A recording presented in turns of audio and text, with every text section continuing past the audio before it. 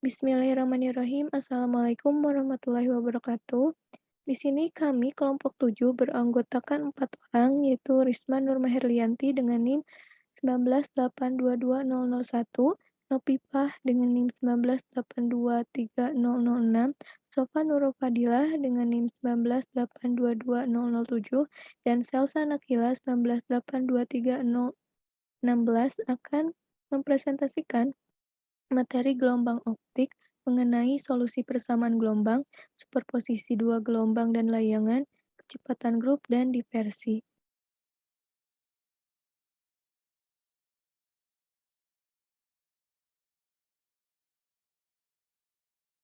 Assalamualaikum warahmatullahi wabarakatuh. Sebelumnya perkenalkan, nama saya Selsa Nakila dengan NIM 19823016.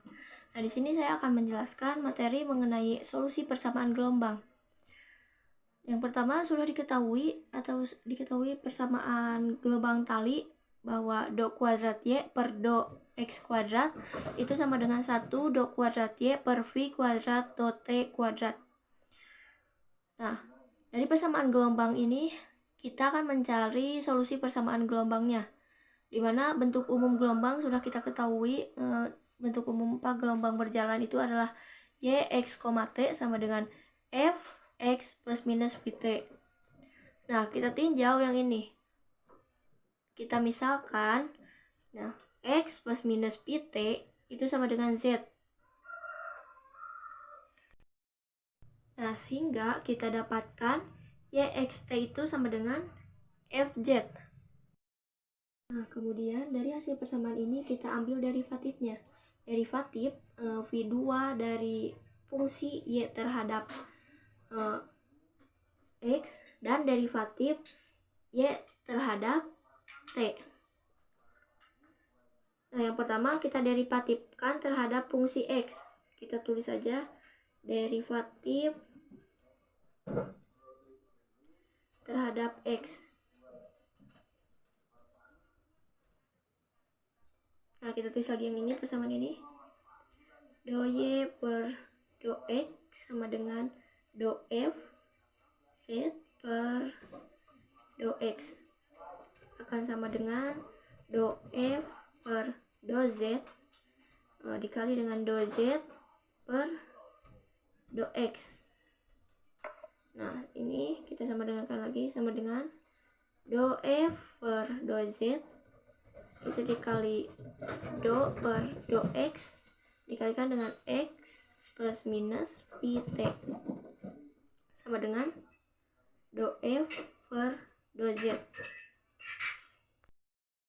Nah, untuk yang ini mengapa dibeginikan, karena akan sama saja dengan ini, dimana do Z per do X itu kan sama dengan 1. Nah, sedangkan untuk hasil yang ini saya diferensialkan sehingga hasilnya menjadi do F per do Z.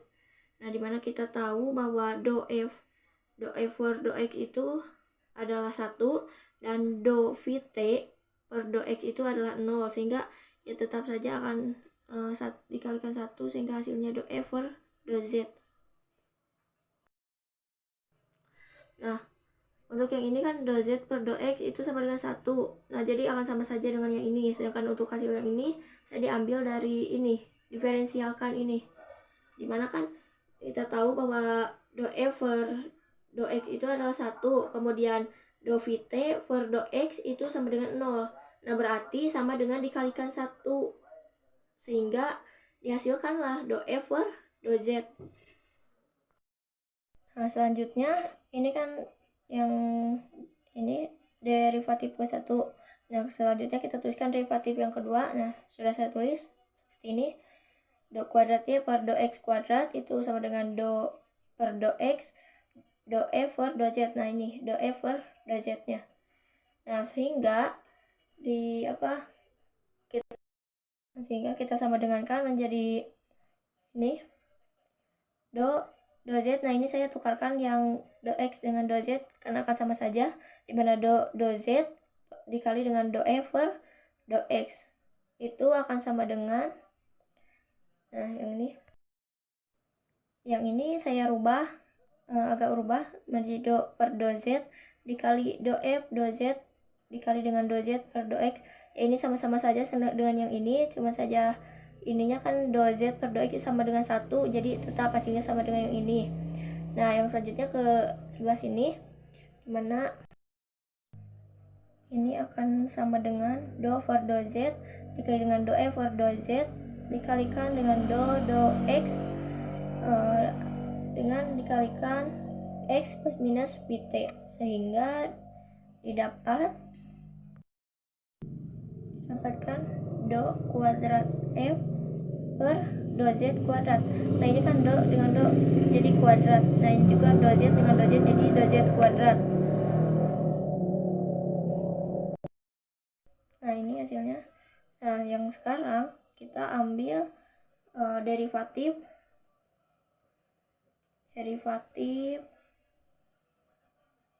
terhadap T.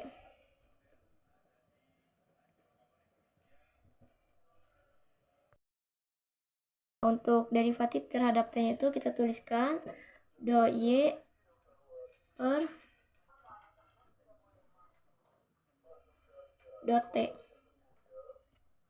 Nah, kalau yang tadi kan yang awal, yang terhadap X itu do Y per do X. Nah, sekarang terhadap T jadi do Y per do T. Kita sama dengan kan. Nah, kita tulis, sudah ditulis seperti ini. Itu akan sama dengan do F kali Z per do T. Nah, untuk ke bawahnya sama seperti yang cara tadi, yang derivatif yang pertama terhadap X. Nah, langsung saja agar tidak menghambat waktu, didapatkan hasil akhirnya untuk derivatif terhadap T pertamanya itu adalah do F for do Z kali dengan plus minus V. Nah, yang selanjutnya kita ambil derivatif yang kedua. Derivatif yang kedua. Ini yang kesatunya. Nah, kita tulis menjadi do kuadrat Y per do T kuadrat. Nah, ini sama dengan kan do sama dengan do T. Nah, ini tuliskan plus minus V do F per do Z. Nah, kita tuliskan dengan sama dengan ini. Nah, plus minus ini dikeluarkan ya. V dikalikan dengan do per do Z. Ini ya. Nah, dikalikan dengan do F per do T. Nah, jadi ini ditukar ya, yang V plus minus V ini dikeluarkan, dikalikan dengan yang ini nih, yang ini dikeluarkan, jadi diganti. Bukan diganti, tapi ditukarkan. Ini akan sama dengan plus minus V ini.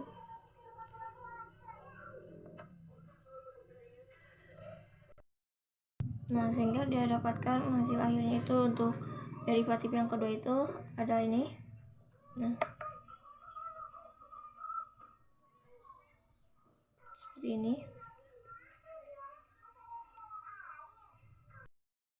Nah, atau yang ini itu bisa ditulis ini, atau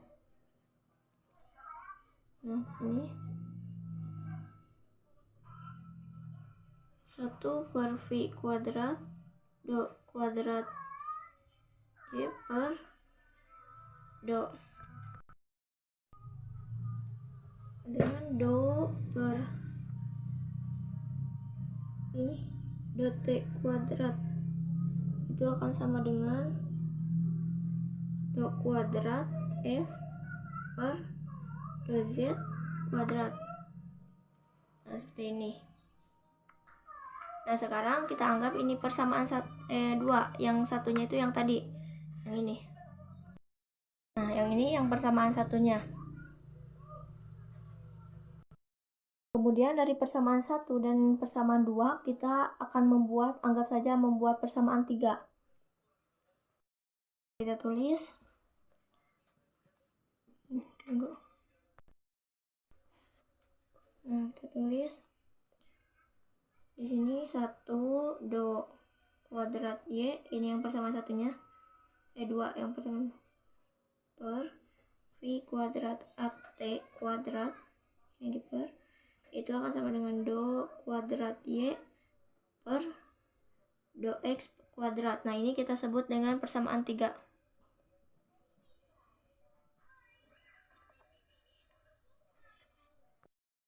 Nah, dari persamaan ini kita bisa lihat bahwa persamaan ini tuh sama dengan persamaan gelombang yang awal tadi, dimana 1 per V kuadrat do kuadrat Y per 2T kuadrat itu sama dengan do kuadrat Y per do X kuadrat itu sama dengan persamaan persamaan gelombang tali, seperti yang awal tadi kita cari solusi persamaan gelombangnya. Nah, jadi untuk itu kita dapat menyimpulkan seperti ini. Simpulkan bahwa persamaan ini itu dimana ini, nah ini kesimpulannya, karena itu Yx, T sama dengan Fx plus minus Pt itu adalah solusi dari persamaan gelombang, karena dapat dilihat di sini terbukti bahwa dengan itu bisa menyelesaikan persoalan atau solusi persamaan gelombang. Baik, bismillahirrahmanirrahim. Assalamualaikum warahmatullahi wabarakatuh. Di sini saya Risma Nur Maherlianti dengan NIM 198220001 akan melanjutkan pembahasan dari rekan saya sebelumnya. Di sini saya akan menjelaskan mengenai grup gelombang dan juga superposisi gelombang cahaya. Baik, langsung saja. Di sini terdapat grup gelombang. Jika kita membicarakan mengenai grup gelombang di sini, kita misalkan mengambil contoh cahaya putih. Nah, cahaya putih merupakan komposisi cahaya dengan panjang gelombang 3000 Angstrom sampai 7000 Angstrom, yaitu dari warna biru sampai warna merah. Kemudian, gelombang tersebut akan menjalar membentuk suatu gabungan, yaitu disebut kecepatan grup. Nah, untuk membentuk grup gelombang, tentu saja minimal harus tersusun atas 2 gelombang. Baru nanti akan dikatakan sebagai grup gelombang. Nah, gelombang tersebut terjadi dari campuran banyak gelombang dengan komponen frekuensi masing-masing. Artinya begini, kita misalkan memiliki 2 gelombang, yaitu gelombang A dan B. Kemudian gelombang tersebut bergabung menjadi gelombang C. Nah, gelombang C inilah adalah grup gelombang yang sifat atau karakternya merupakan campuran dari gelombang A dan gelombang B. Nah, selanjutnya di sini terdapat superposisi gelombang cahaya. Superposisi gelombang cahaya merupakan resultan dari 2 atau lebih gelombang harmonik sederhana atau gelombang cahaya monokrom. Nah, untuk mendapatkan superposisi gelombang cahaya, maka tinggal dijumlahkan saja gelombang penyusunnya. Nah, kita misalkan di sini mempunyai gelombang pertama ya. Kita namai gelombang pertama ini Y1. Kemudian terdapat gelombang kedua, kita namai gelombang Y2. Kita lihat gambar di sini ya. Antara Y1 dengan Y2 jelas penyusun gelombang tersebut secara frekuensinya itu berbeda. Nah, kemudian kita gabungkan atau kita jumlahkan Y1 dengan Y2. Maka hasil superposisinya secara ilustrasi kira-kira tampak seperti ini. Nah, kita sebut hasil dari Y1 ditambah Y2 ini menjadi YR atau Y resultan, di mana Y resultan ini merupakan penjumlahan dari gelombang pertama dengan gelombang kedua, yaitu Y1 ditambah Y2. Jika resultannya ini linear seperti YR sama dengan Y1 ditambah Y2, maka harus ada syarat yang dipenuhi, yaitu syarat yang pertama, intensitas cahayanya cukup rendah. Yang kedua, jika nilai intensitasnya sangat tinggi, misalkan di sini 10 pangkat 12 volt per meter, maka akan ada efek non-linear yang muncul. Jadi, resultannya ini tidak akan sesederhana ini ya. Nah, selanjutnya ada superposisi gelombang pada frekuensi berbeda cukup kecil. Artinya di sini dua frekuensi tersebut hampir sama. Nah, superposisi dua gelombang untuk kasus ini memiliki amplitudo yang sama. Kita misalkan A ya, sebesar A. Selanjutnya, gelombang tersebut mempunyai arah perambatan yang sama atau searah. Kemudian, frekuensi sudutnya berbeda sedikit. Artinya, antara frekuensi pertama dengan kedua ini hampir sama. Yang terakhir, bilangan gelombang berbeda sedikit atau perbedaannya kecil. Jadi, bisa dikatakan K1 sama dengan K2. Nah, kondisi yang seperti ini disebut sebagai fenomena Beat. Nah, sekarang kita misalkan fungsi Y1 yang tadi ya, kita misalkan Y1 sama dengan A cos omega 1T dikurangi K1X. Dan Y2-nya sama dengan A cos omega 2T dikurangi K2X. Nah, kemudian untuk membentuk grup gelombang, kan tadi sudah disebutkan, minimal harus memiliki dua gelombang. Nah, di sini kita sudah mempunyai dua gelombang. Kita lihat di sini, A dari Y1 dengan Y2 ini sama. Maka kita tuliskan di sini A dan di sini juga A. Tetapi karena omega atau frekuensi sudut dengan bilangan gelombangnya hampir sama, tetapi tidak sama persis, sehingga di sini untuk membedakannya kita tuliskan omega 1 dan di sini omega 2. Sama halnya dengan K1 ya, di sini juga K1 dan di sini K2. Nah, bagaimana untuk hasil superposisinya atau dari gabungannya? Nah, sebelum menggabungkan kedua fungsi gelombang ini, kita harus ingat terlebih dahulu rumus jumlah dua fungsi trigonometri.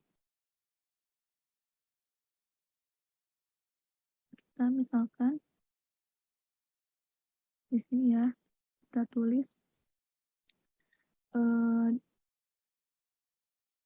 ini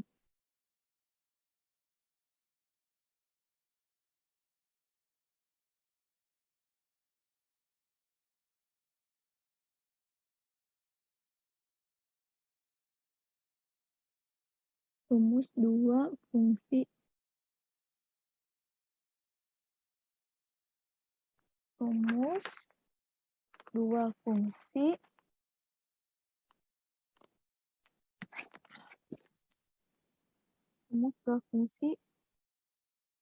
trigonometri.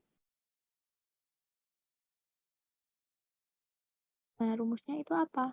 Rumusnya itu cos A ditambah dengan cos B sama dengan 2 cos A ditambah B bagi 2 dikali cos A dikurangi B dibagi 2. Nah, di mana jika ada fungsi cos A ditambah cos B ini rumus jumlah, maka gabungannya yaitu 2 cos setengah dari jumlah A ditambah B, kemudian dikalikan selisih dari A dikurangi B. Nah, dengan menggunakan rumus trigonometri ini, maka kedua fungsi gelombang yang ini ya, dua fungsi gelombang yang ini tadi Y1 dengan Y2 dapat dituliskan kembali menjadi superposisinya adalah sama dengan Y1 ditambah Y2 sama dengan 2A cos omega 1 dikurangi omega 2 per 2T dikurangi K1 dikurangi K2 per 2X dikali cos dikali omega 1 ditambah omega 2 dibagi 2T dikurangi K1 ditambah K2 per 2X.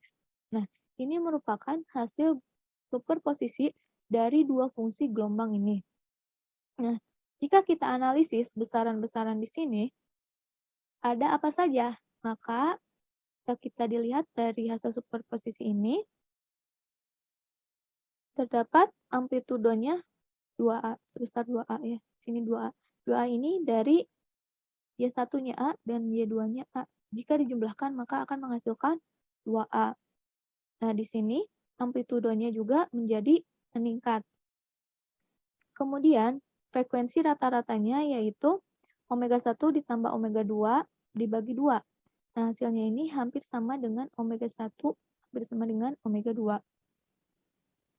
Kemudian, bilangan gelombang rata-ratanya ini K1 ditambah K2 dibagi 2. Nah, yang selanjutnya, frekuensi envelope. Nah, di sini akan terdapat frekuensi envelope, yaitu K sama dengan K1 dikurangi K2 dibagi 2. Nah,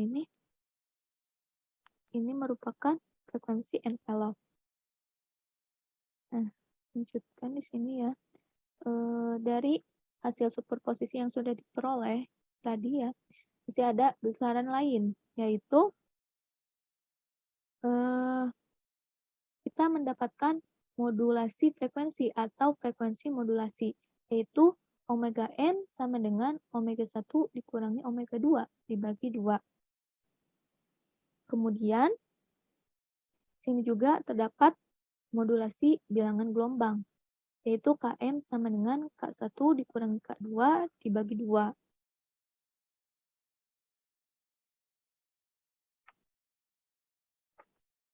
Sehingga persamaan yang panjang ini, jika kita tuliskan kembali dengan simbol definisinya masing-masing, maka bisa kita tuliskan.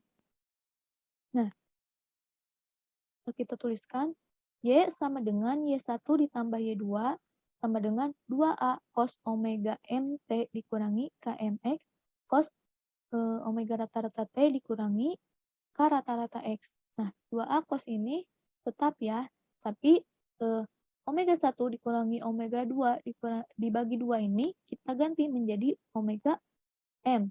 Nah, omega M ini dari modulasi frekuensi atau frekuensi modulasi ya. Kemudian, Km di sini juga merupakan dari modulasi bilangan gelombang. Sementara untuk W1 ditambah omega 1 ditambah omega 2 dibagi 2 ini merupakan dari rata-rata frekuensi. Sama halnya dengan bilangan gelombang ini ya. Ini merupakan rata-rata dari bilangan gelombang. Nah, kemudian 2A cos omega MT dikurangi KMX ini merupakan amplitudo resultan. Maka, Y jika kita tuliskan kembali, maka akan menghasilkan Y sama dengan Y1 ditambah Y2 sama dengan A cos omega T dikurangi K rata-rata X ya. Jadi sebetulnya di sini rumusnya itu sama, tetapi kita hanya menyederhanakannya saja agar tidak terlalu panjang ya. Nah, ini merupakan hasil gelombang superposisi dua gelombang ya. Ini merupakan hasil superposisi dua gelombang.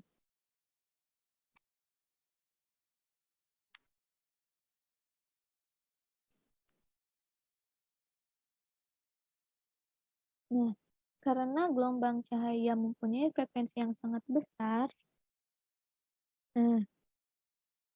jika omega 1 hampir sama dengan omega 2 dan omega rata-rata lebih besar dari omega modulasi atau frekuensi modulasi, maka amplitudo akan bervariasi secara perlahan. Artinya di sini amplitudenya cukup kecil, tetapi fungsi gelombangnya bervariasi dengan sangat cepat. Nah, ilustrasi hasil superposisi tersebut dapat diilustrasikan sebagai berikut. Nah, di sini terdapat gelombang 1 dan gelombang 2. Ini ya, gelombang 1, ini gelombang 2. dengan panjang gelombang masing-masing 1 dan 2. Nah, ini bergabung atau bersuperposisi pada arah X. Nah, maka hasil dari gabungan superposisinya ini. Nah, di sini amplitudo mulainya dari 0 sampai maksimumnya 2A. Sini 0 sampai maksimumnya 2A. Kemudian, ini yang dikatakan superposisi Y yang bervariasi. Nah, kita lihat di sini ya, variasinya ini sangat cepat frekuensinya. Kita lihat kan di sini. Nah, sementara untuk amplitudonya di sini yang di bawah. Nah, kita lihat ini variasinya perlahan, cukup lambat.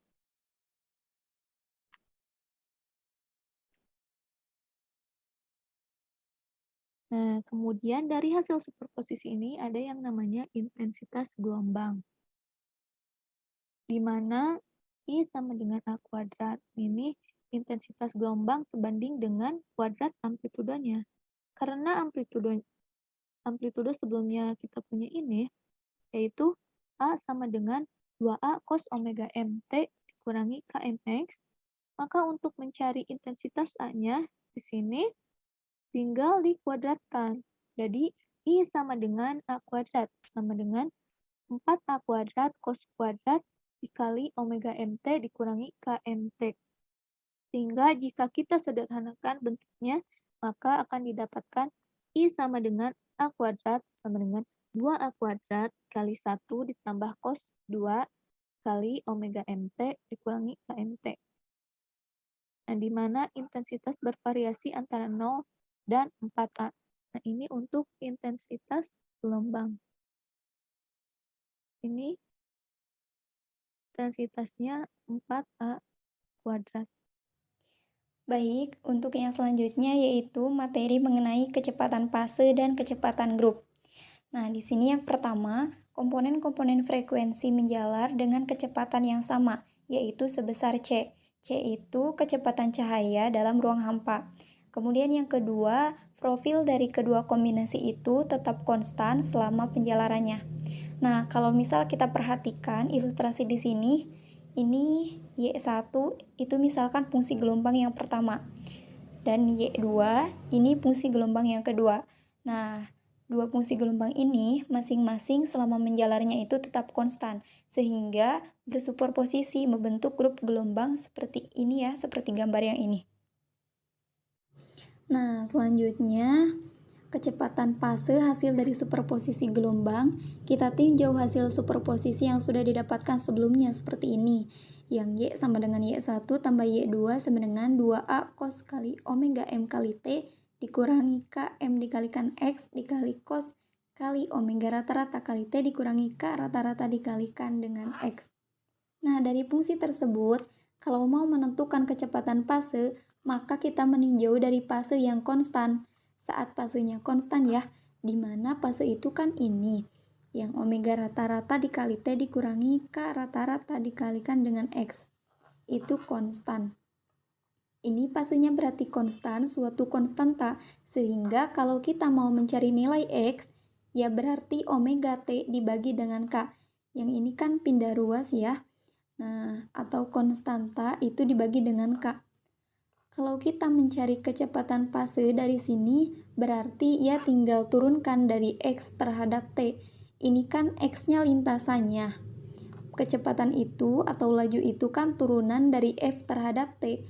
Nah, turunan dari ini terhadap T, berarti omega rata-rata dibagi dengan K. Sehingga kita dapatkan nilai yang ini. Yang pi p sama dengan dx dibagi dt sama dengan omega dibagi dengan k. Inilah yang disebut dengan kecepatan fase, yaitu perbandingan dari frekuensi rata-rata dibagi bilangan gelombang rata-rata. Nah, selanjutnya kita akan menentukan kecepatan grup dari hasil superposisi yang tadi. Sama cara menyelesaikannya, kita tinjau hasil superposisi yang sudah diperoleh sebelumnya ini. Nah, bedanya kalau mau mencari kecepatan grup yang ditinjau itu dari amplitudonya. Kalau kecepatan fase, ya kita meninjau fasenya. Sementara kalau mencari kecepatan grup, itu kita tinjau dari amplitudonya. Nah, yang jadi amplitudo kan ini saat kondisi modulasi, berarti nilai ini yaitu konstan, yang omega m kali T dikurangi km kali X. Kan amplitudonya itu konstan. Maka kalau mencari X berarti kan ini pindah ruas ya, yang omega kali T dibagi K. Sama saja dengan konstanta dibagi dengan K. Yang ini ruas kiri, ini ruas kanannya. Maka sama kasusnya kalau mau mencari kecepatan yaitu turunan dari X terhadap waktu. Jadi ini kita turunkan 1 kali terhadap waktu. Diperoleh omega M dibagi dengan Km. Nah, omega ini kan modulasi, yaitu selisih dari frekuensi 1 dan kedua. Demikian pula untuk K-nya, K1 dikurangi K2, atau ini bisa kita nyatakan dalam bentuk delta omega dibagi delta K. Nah, ketika perubahannya atau perubahan frekuensinya itu cukup kecil, maka ini delta itu bisa dinyatakan sebagai bentuk diferensial atau limit mendekati 0 ya. Jadi, kecepatan grupnya itu bisa kita tuliskan sebagai do omega terhadap K. Inilah yang disebut atau nilai dari kecepatan grupnya. Nah, sekarang kita akan mencari hubungan antara kecepatan fase dengan kecepatan grup. Nah, kecepatan fase yang sudah diperoleh sebelumnya ini, kemudian dari sini kita bisa dapatkan, ini hanya dikali, dibalik ya, mencari omeganya berarti pi kalikan dengan K seperti ini. Selanjutnya, kecepatan grup yang sudah diperoleh barusan yaitu do omega terhadap K. Maka dari sini juga Pi-G-nya kita substitusikan. Nilai omeganya ini kan ada omega, frekuensinya ini ganti ke sini. Nah, berarti ini pi grup ini kan hasil dari turunannya ya. Ini turunan parsial. Ini pi P tambah K dpi dk.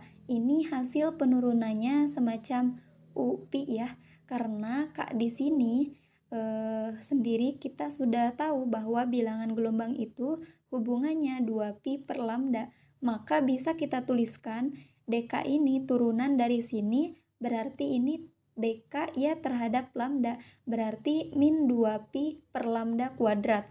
Ini turunkan kiri dan kanan, jadi ini turunkan terhadap k dk, yang kanan turunkan terhadap lambda, ya dapat seperti ini. Selanjutnya dk ini ya substitusikan ke sini, maka akan diperoleh nilai pi-G-nya, yaitu pi P dikurangi lambda dpi ya, ini kecepatan fase terhadap panjang gelombang. Inilah hubungan kecepatan grup dengan kecepatan fase. Selanjutnya dispersi. Dispersi merupakan bentuk gelombang ketika gelombang merambat dalam suatu medium.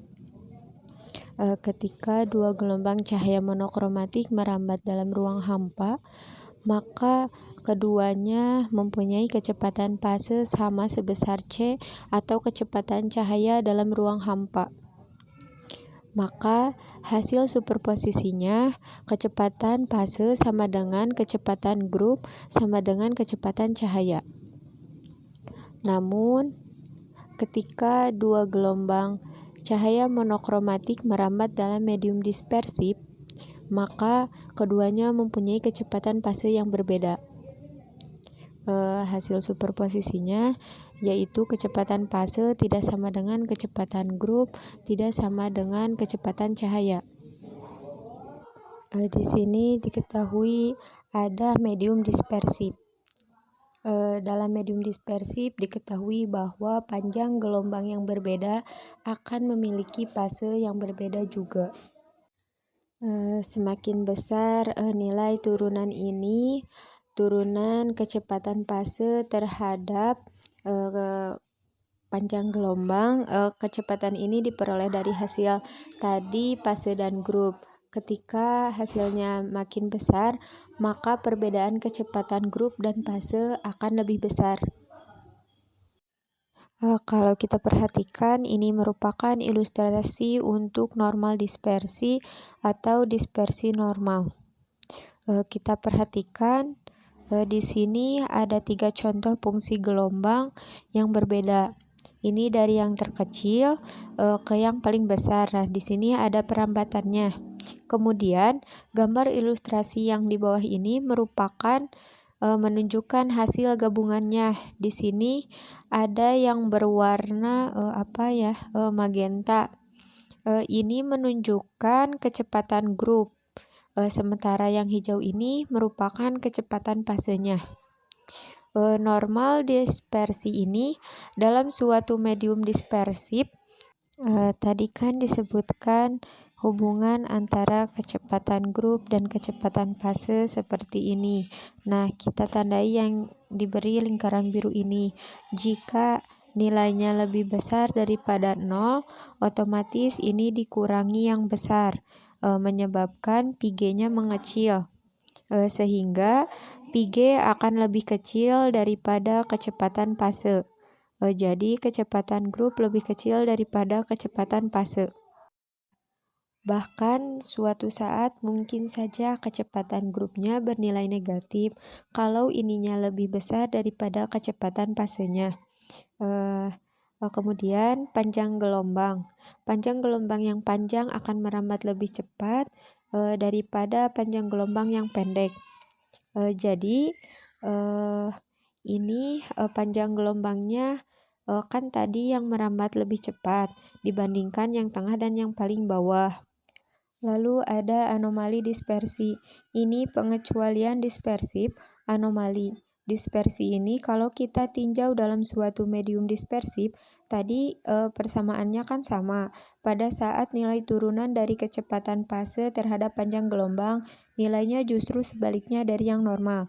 Kalau tadi kan yang normal lebih besar, sekarang lebih kecil. Nah, sehingga dilihat dari ilustrasi yang atas akan lebih lambat dari yang bawah. Padahal yang lebih atas itu lebih besar nilainya dibandingkan dengan yang bawah. Jadi ini kebalikan dari yang normal.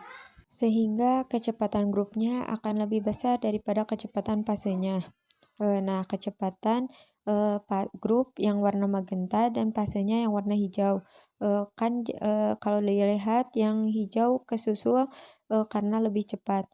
Nah, panjang gelombang yang lebih panjang itu akan merambat lebih lambat dibandingkan panjang gelombang yang lebih pendek. Karena ini kebalikan dari dispersi tadi yang normal. Yang berikutnya ada kecepatan fase 0. Kecepatan fase 0 ini terjadi pada saat 2 gelombang cahaya monokromik merambat dalam arah yang berlawanan. Seperti ini. Ini gelombang pertama ke kanan, ini merupakan gelombang kedua ke arah kiri. Nah, kecepatan fasenya di sini akan menjadi 0.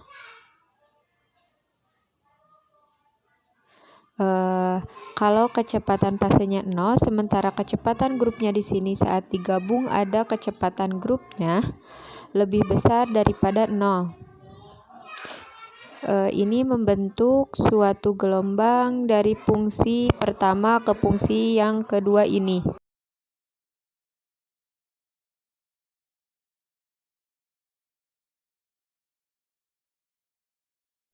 Nah, yang warna hijau ini kecepatan fase diam aja tetap di sini, hanya naik turun aja, tidak merambat dalam arah X. Jadi 0. Sementara yang warna magenta ini lebih besar dari 0 kecepatannya, merambatnya juga jadi lebih cepat. Lalu ada yang namanya kecepatan grup yang 0. Tadi kan kecepatan fasenya 0, sekarang kecepatan grupnya 0. Nah, di sini paket gelombang tidak bergerak. Di sini ada 3 gelombang yang berbeda membentuk suatu grup gelombang. Nah, kecepatan grup akan menjadi 0 atau pi-g-nya sama dengan 0. Tetapi kecepatan fase penyusunnya ini tetap ada, tetap ada kecepatannya tidak 0. Nah, kalau kita perhatikan, ini yang magenta, ini diam tidak bergerak, ini menunjukkan kecepatan grupnya. Sementara yang hijau ini bagian dari kecepatan fase. Nah, ini menunjukkan beberapa ilustrasi perbandingan dari kecepatan fase dan kecepatan grup. Kita lihat ilustrasi yang pertama, ini kondisi pada saat kecepatan fase dan kecepatan grupnya sama. Sementara yang ini berlawanan kecepatan fase dan kecepatan grupnya berlawanan. Jadi yang biru ke arah kiri dan yang merah ke arah kanan. Kalau tadi di sini searah, ini yang merahnya tertimpa warna biru. Jadi ini sebenarnya berimpit kalau gambar pertama. Kalau ini yang biru ke kiri, yang merah ke kanan. Nah, ini besarnya sama, hanya saja arahnya yang berlawanan. Kemudian kalau yang di bawah ini, yang saya tunjuk ini, kalau kecepatan fasenya lebih besar daripada kecepatan grup. Berarti yang warna merah ini kita perlihatkan warna merah menyusul warna biru. Kalau yang ini kebalikannya. Fasenya lebih kecil, berarti ini yang biru lebih cepat menyusul yang warna kanan. Terus ini kecepatan grupnya yang 0, yang biru diam, yang warna merah ini fasenya ada, dan ini sebaliknya. Kalau yang fasenya yang 0, ini fasenya statis, yang biru ini menunjukkan kecepatan grup. Nah, ini ada contoh satu. Kita lihat bahwa kecepatan fase gelombang laut dinyatakan sebagai fungsi berikut.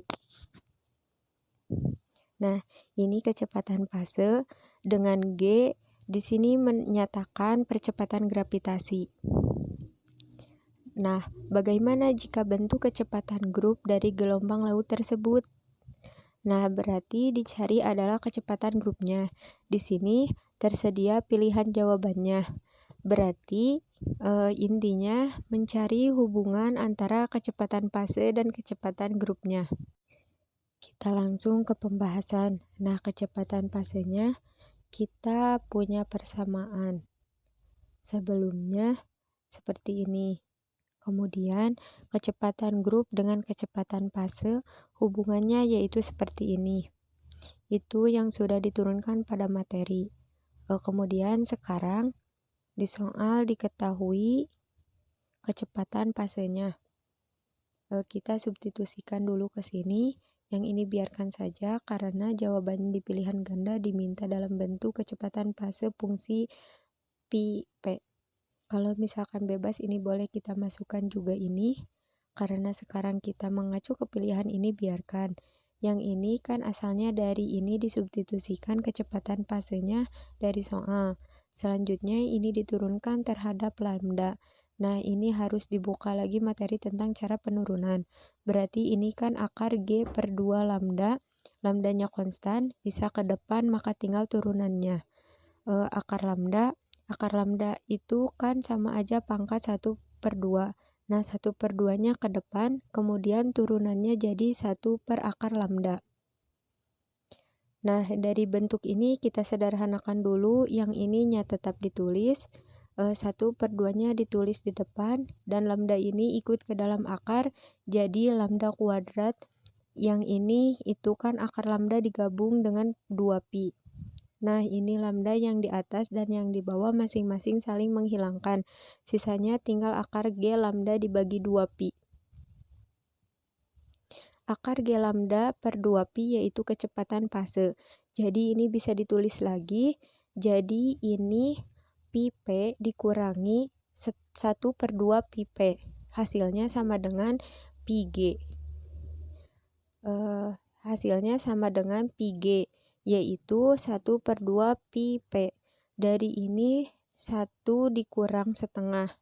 Inilah jawaban kalau di pilihan gandanya yang tersedia, berarti yang sesuai adalah pilihan A.